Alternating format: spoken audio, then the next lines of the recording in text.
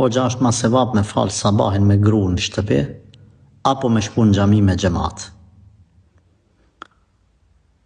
Namazin në xhami është ma i vlefshëm se në shtëpi për 25 apo 27 herë më tepër. Mirë po, nëse rrethanat imponojnë asisoj që njeri mu falë në shtëpi, për shembull, që me mësu bashortën se si me u falë, atëherë themi le të falet të shtëpia, deri kur të mësohet gruaja që është me falë farzin, që është me falë sunetin.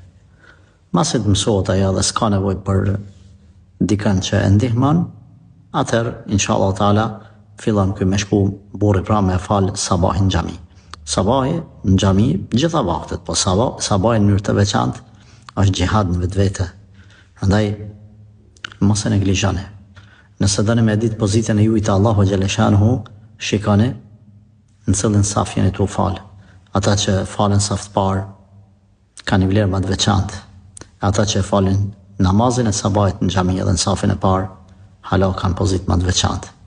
Kështu që të bëhemi prej atyre që janë të dalluar në faljen e namazeve në xhami, sidomos sabahit. Allah na forcoft.